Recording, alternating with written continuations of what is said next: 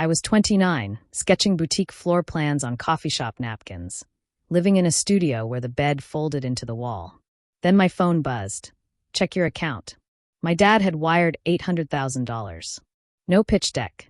No repayment terms. Just 5 words. Build it. Come home. That wire wasn't charity. It was rocket fuel. I could lease prime retail space, hire a team, stock 6 months of inventory, and still have runway to breathe. But here's what nobody tells you. Massive gifts create massive possibility and massive risk, especially when boundaries live in your head, not on paper. Within 72 hours, I'd signed a lease. Within 3 weeks, vendor contracts. The dream was accelerating, but I didn't know my sister had received her own envelope. And I had no idea that one shared password would drain my future dry. Put every large gift in writing: purpose, access, account structure, timeline. Document the deal, then chase the dream. A handshake feels warm. Paper holds up in court. Have you ever gotten a phone call that feels wrong before your brain can name why? 3 weeks before Dad's 60th, my sister Emma called. Her voice had that tight, rehearsed quality. Dad canceled the party. He needs us to return the deposit money he sent. I went still. My father, who'd been group texting cake photos and arguing over playlist choices for months, just quit. Every instinct fired. Dad doesn't abandon celebrations. He doesn't make vague financial requests. And he sure as hell doesn't outsource them through a middleman. But Emma sounded so sure. So urgent. 4 or 5 dangerous seconds. I almost believed her. When someone's behavior contradicts their history, pause. Verify every big claim with a second, independent source before you move a dime. Trust people, test stories. Always. I didn't send the money. Instead, I did something better. I opened my banking app and scrolled backward. 3 weeks deep, I found it, a transfer I didn't recognize. Memo line. Reallocation K. Carter. $23,000 gone. The timestamp matched the week Emma said she needed help with an emergency car repair. I'd been drowning in lease negotiations and vendor calls. I'd missed it completely. That word, reallocation, wasn't mine. The authorization wasn't mine. Suddenly, her canceled party story wasn't just weird. It was a smokescreen. And if 23,000 slipped past me, what else had she taken while I wasn't looking? Turn on instant transaction alerts for every account. Reconcile weekly, not monthly. Audit trails aren't paranoia. They're the difference between catching fraud and funding it. I pulled into my parents' driveway the night of the canceled party. Every window glowed. Cars packed both sides of the street. Laughter and Motown poured out the open door. Dad stood in the foyer in a new shirt, hugging arrivals. Mom was counting champagne flutes. 60 candles flickered on a 3-tier cake. This wasn't a cancellation. This was the party Emma swore didn't exist. My hands went numb. She hadn't misunderstood. She hadn't miscommunicated. She'd lied, precisely, deliberately, to move money while I was distracted and off balance. If she'd lie about this, what else had she engineered while I was building? Observe quietly. Collect facts before confrontation. When someone's story splits from reality, don't announce what you know, document what you see. Calm outlasts chaos every time. Aunt Amelia found me in the kitchen, wine glass in one hand, phone in the other. She leaned close. Have you noticed what your sister's been wearing? New Gucci tote. New Prada wallet. A Cartier love bracelet I'd seen her flaunt on Instagram 48 hours earlier. Amelia had screenshots, purchase dates stamped to the day my money disappeared. The week of Emma's car repair, she'd posted a luxury unboxing haul. Lifestyle jumps don't happen in a vacuum. They're funded. And when the funding timeline syncs perfectly with your vanishing cash, coincidence dies. I wasn't paranoid. I was finally catching up to a pattern everyone else had been whispering about. Cross-reference behavior, dates, and financial records. Social media posts are evidence. Spending surges are confessions. Patterns don't lie, people do. Screenshot everything. Dad raised his glass for the toast. 60 people quieted. Then he turned to Emma and asked, clear as a courtroom, "The 200,000 I sent you last month, what did you do with it?" Emma's smile locked in place. I blinked, confused. 200,000? Separate from my $800,000 business fund? I'd never heard a word. Dad's gaze swung to me next. Megan, you too. I want to hear how you're both putting it to work. The oxygen left the room. I had no answer, because I had no knowledge. But Emma's face cycled from white to red to blotchy. She stammered something about diverse investments and timing the market while Mom's hand clamped her wrist. The truth was detonating in real time, in front of everyone. Ask for specifics in high-pressure moments. Answer only what you actually know. Precision protects you. Vagueness buries you. When in doubt, stay silent and stay honest. Here's what unraveled in the next 8 minutes. Dad had sent both of us $200,000. Separately, in addition to my $800,000 startup fund. His accountant had created a joint account labeled Estate Coordination for exactly this kind of family transaction. 2 deposits. $200,000 for me, $200,000 for Emma. We were each supposed to transfer our share out into personal accounts. I'd never logged in. Emma had, and she drained both allocations. My $200,000 evaporated before I knew it existed. Spent on handbags, trips, a leased sedan, who knows what else. She'd had full access. I'd had full trust. The combination was a kill shot. People love blaming bank errors or system glitches. The truth? The Consumer Financial Protection Bureau estimates that 98% of disputed withdrawals in joint accounts trace back to authorized users, not technical failures. This wasn't a mistake. It was theft with a login. Individual gifts demand individual accounts with individual credentials. No shared access, no exceptions. Joint anything is joint risk. Treat it accordingly. Emma cycled through 4 different explanations in under 6 minutes. Not one of them matched the bank statements Dad pulled up on his phone. Mom kept repeating, "Let's discuss this privately, please." Aunt Amelia kept raising her phone, screenshots glowing. I stayed quiet, just watching Emma's story morph. Long-term investment. Then a bridge loan I forgot to mention. Then, I thought it was pooled money for both of us to share. Privacy becomes toxic when it shields wrongdoing instead of protecting dignity. The room fractured in real time. Those prioritizing family peace versus those demanding accountability now. Choose truth over comfort when integrity is at stake. Silence isn't peace, it's permission for the next violation. Decide what you stand for before the pressure arrives, because it will. At 9:47 p.m., Emma's voice finally cracked. I took it. I'm sorry. I thought I could pay it back before anyone noticed. Mom whispered urgently. We can handle this as a family. Dad stood, pulled out his phone, and dialed. No yelling. No hesitation. Just 9 words. My daughter stole $190,000 from her sister. I'm filing a report. That call, made in a room full of half-eaten cake and melting candles, in front of aunts and uncles and neighbors, split the future into 2 timelines.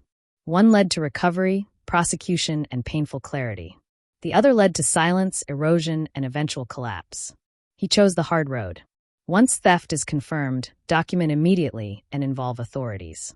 Delay protects no one. It only gives damage more time to spread. Family ties don't suspend felony law. Act fast. Act clearly. If this were your $200,000 and your sister, which path would you take? Family or justice? Drop your word below and tell me your reason in 1 sentence. And if you want more stories like this, real money, real betrayal, real consequences, and the exact moves that saved what was left, hit subscribe. Next one drops in 72 hours. Let's keep going.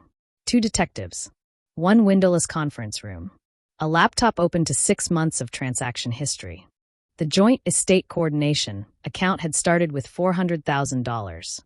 $200,000 earmarked for me, $200,000 for Emma. Over 43 days, she'd systematically emptied my allocation.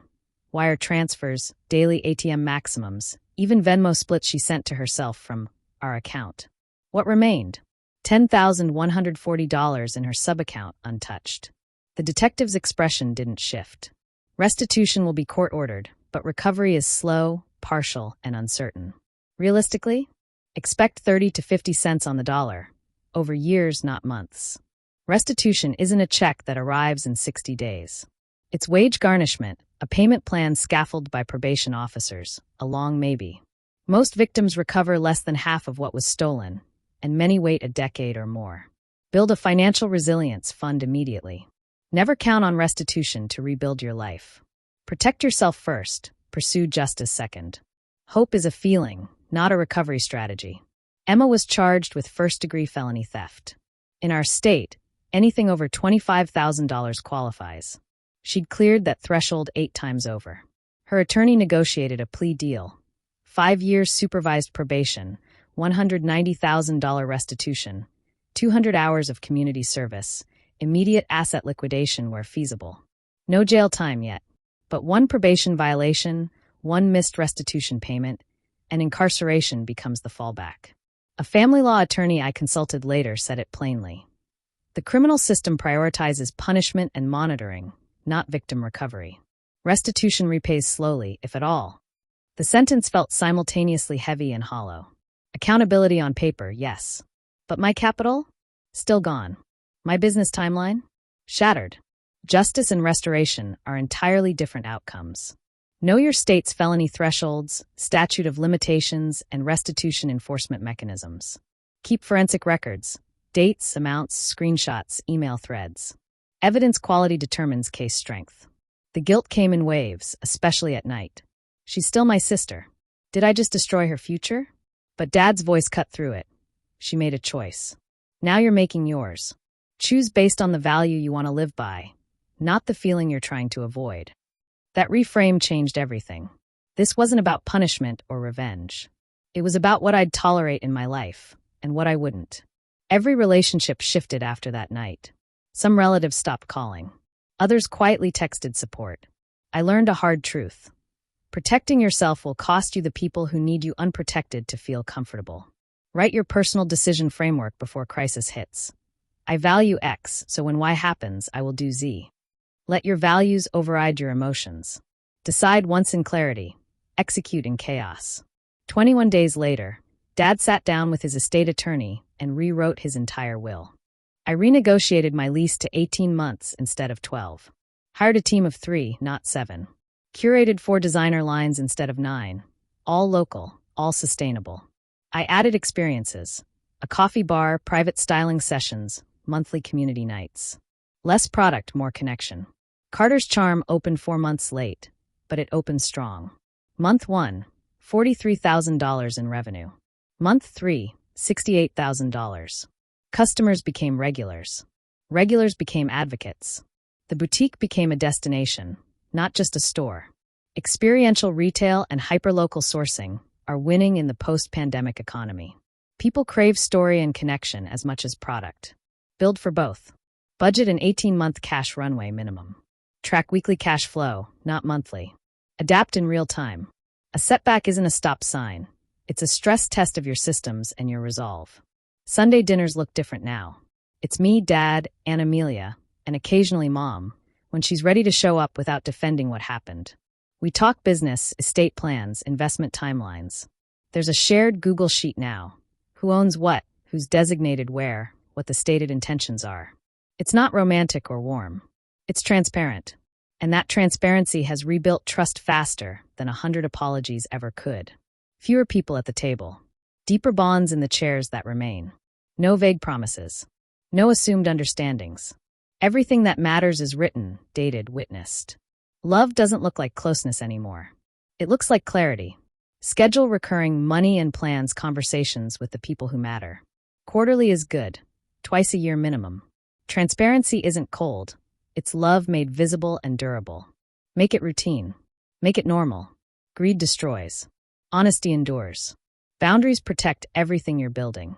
Here's my system now, non-negotiable every time. Separate accounts for separate purposes. No joint access without documented cause.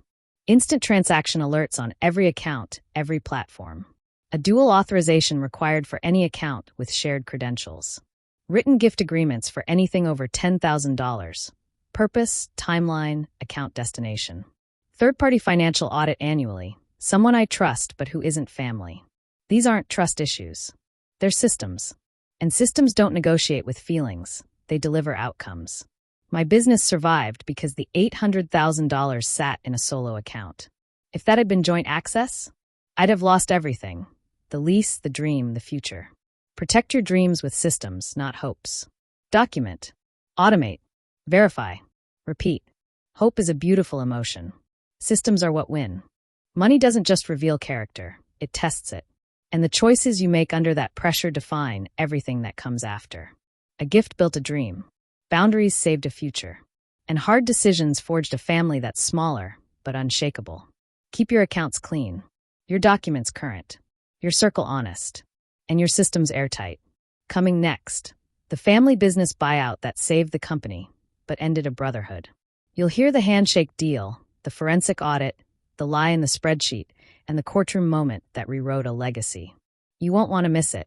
Subscribe. I'll see you in 72 hours.